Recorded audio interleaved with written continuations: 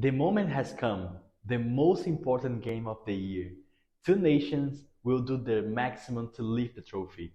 Argentina and France will play an electrifying game, and I'll bring you now an analysis for this game. If this is your first time here, I welcome you. I make analysis and predictions of football games on this channel. Hit subscribe to see more predictions from the Premier League, the A-League, and so much more. Now, let's take a look on what's happened to these teams. Argentina had a 30 minutes of toughness against Croatia.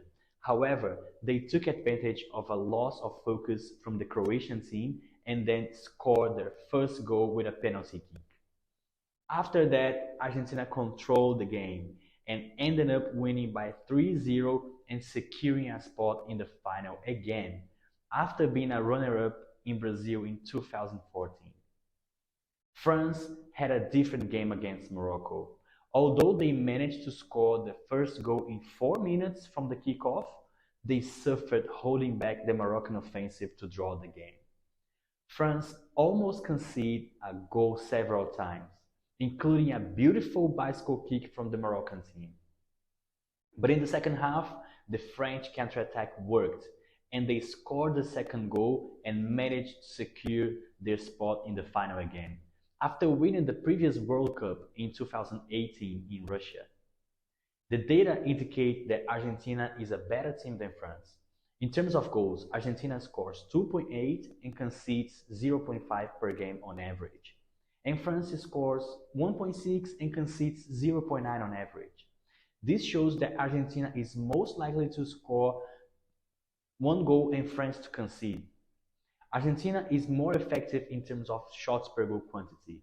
They need around 5 to score against almost 9 from France, approximately. However, France tends to shoot slightly more often than Argentina during a game. It's 15.3 versus 14.8 on average. France may start this game in a 4-2-3-1 formation with Giroud as a striker and a trio composed of Mbappé, Griezmann and Dembélé forming the first line of high-intensity pressure against the Argentinian defense. Rabiot and Hernandez provide a good defensive strength on the left-hand side. Koundé and Varane are the weakness of the team, despite being a very skilled players. Lohri hasn't been heavily tested yet in the competition, so he may be about to see if he can do a good job under pressure.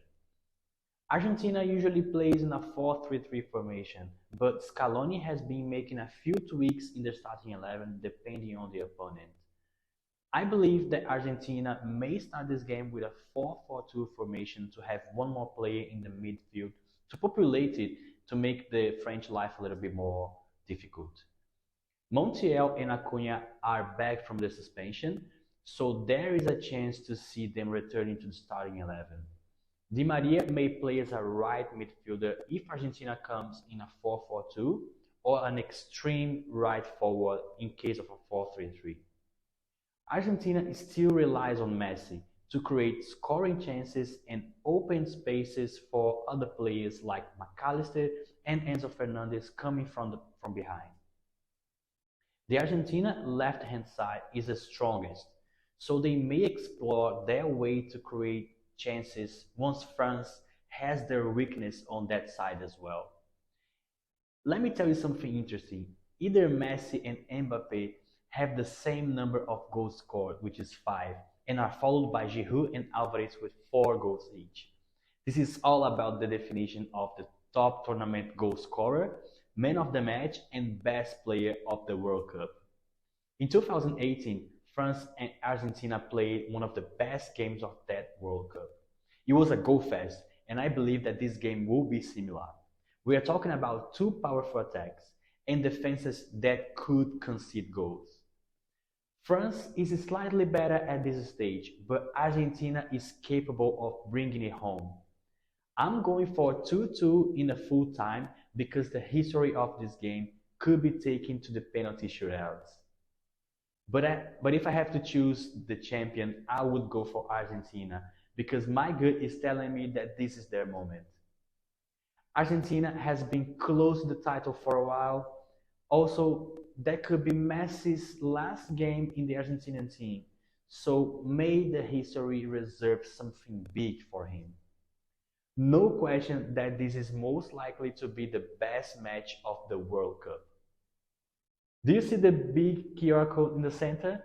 This is the free pass to my community on Telegram. Scan it or go to predictortalk.com/join community to be part as well. Thank you for being around during this World Cup. It was amazing. I also make analysis of the A-League, which is the Australian Premier League, and the English Premier League. Stick around because there will be much more to come.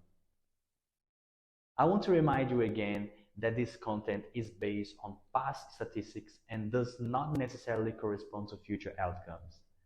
Always bet responsibly. Subscribe to the channel to receive the next game's analysis. The space is now open for you to share your opinions and let me know what your predictions are for this game in the comments and who do you think is going to be the next champion. I'll see you soon.